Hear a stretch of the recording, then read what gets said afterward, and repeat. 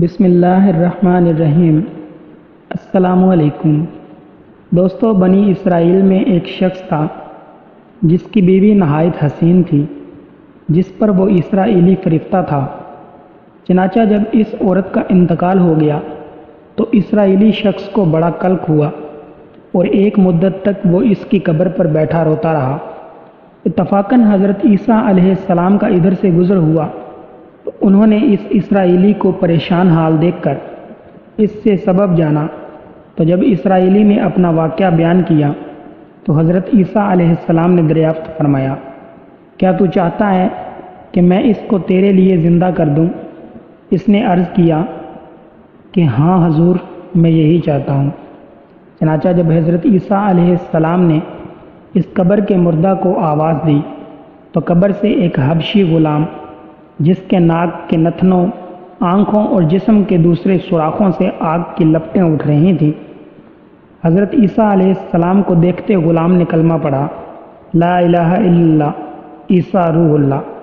اسرائیلی نے یہ دیکھ کر عرض کیا، حضور مجھ سے غلطی ہو گئی، میری بیوی کی قبر تو دوسری ہے۔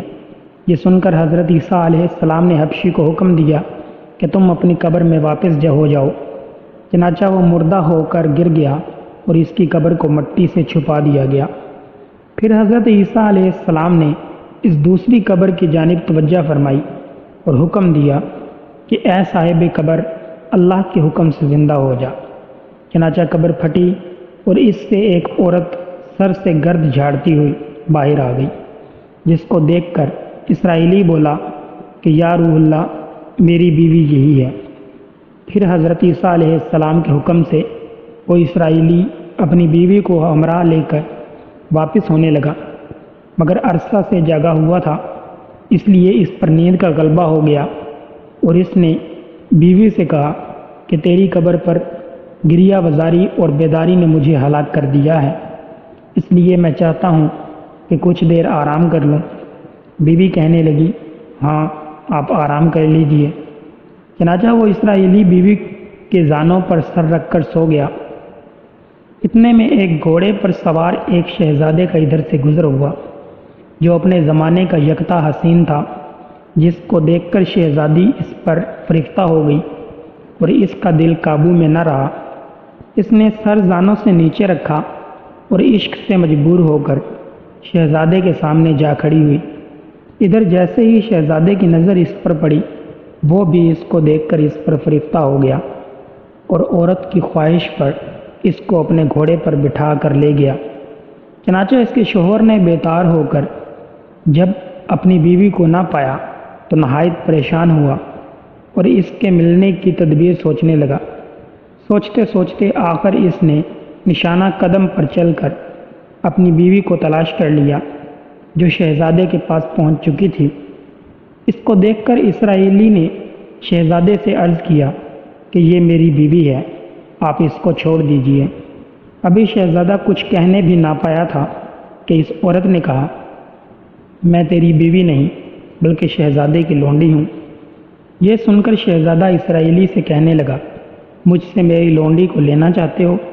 اس نے کہا، خدا کی قسم، یہ میری بیوی ہے، جس کو میرے سردار حضرت عیسیٰ علیہ السلام نے مرنے کے بعد میرے لیے زندہ کیا ہے۔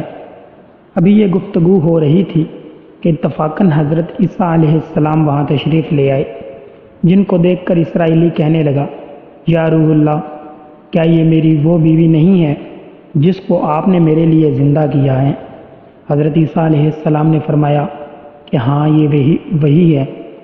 یہ سن کر عورت کہنے لگی کہ یا روح اللہ، یہ شخص جھوٹا ہے، میں اس شہزادے کی لونڈی ہوں۔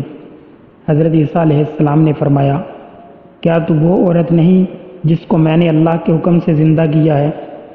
عورت نے کہا، یا روح اللہ، بخدا میں وہ نہیں ہوں۔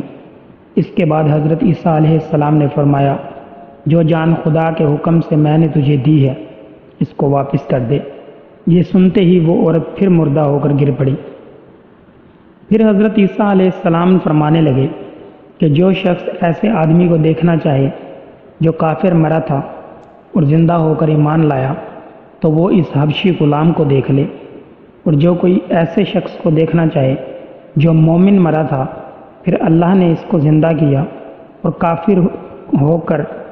کافر ہو کر حالت کفر میں مر گیا تو اس عورت کو دیکھ لے۔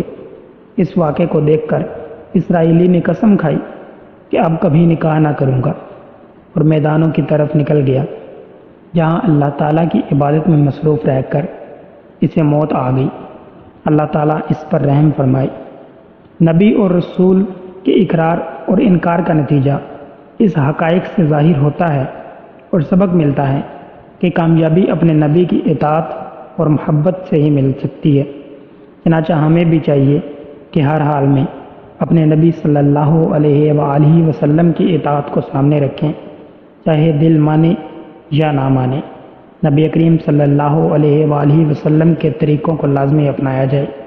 اللہ تعالیٰ اس واقعے سے سبق حاصل کر کے عمل کرنے کی توفیق عطا فرمائے۔ آمین یا رب العالمین۔